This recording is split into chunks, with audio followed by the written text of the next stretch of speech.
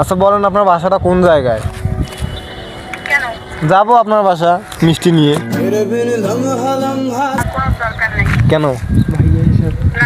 না না ভাইয়া হিসাবে যাব, সমস্যা আছে। ভাইয়া বলেন না এই জন্য আর কি।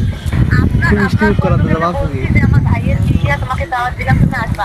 ও বলে কি যে না আমরা যাবো না, পরে ধরি বান্ধি বিয়ে দেবো, এটা কোনো কথা না।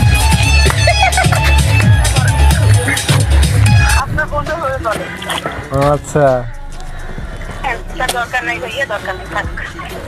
না না সমস্যা নেই। না জানি আমরা তো যাবো, আমি আর হাসান যাবো পেনসে। কেন গেলাম না সেদিন, সেদিন আপনার সাথে দেখা করতে। ও আসবে না, ওকে আমি বলছি। আরে আমি ম্যানেজ করবো, আপনি অত পেন নিতেছেন, আমার কথাও ফালাইতে পারবে না বুঝছেন। মানে আমি যে কি টাইপের আর বুঝে না। আমি নিয়ে যাবো, আমি যদি আপনার কথা দিই আমি নিয়ে যাবো, সমস্যা নেই, পেন নেই, টলবল নিয়ে যাবো। আপনার বিয়ে, আপনার বিয়েতে, আপনার বিয়ে কত সালে হবে না হবে সেই থাকবো আমি। কবে দাওয়াত পাবো না পাবো? না, দেখি তো দেরি নেই। ও আচ্ছা, বন্ধুটাকে বিয়ে করেন তাহলে আমরা যাইতেছি।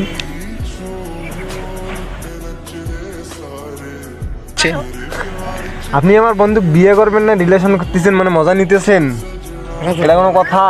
তাহলে আল্লাহ এখনই তো আপনি বললেন, আপনার কত ধারণ দেখলেই তো বুঝতে পারতেছি মজা নিতেছেন। থাকে, তাহলে হবে। ভাগ্যের আর নিজেদের উপর ডিফেন্স, শুনেন এটা নিজেদের উপর ডিফেন্স। আপনি যদি চান তাহলে তোই পারবেন। আমি জানি, আমি সব কিছু। ও আচ্ছা।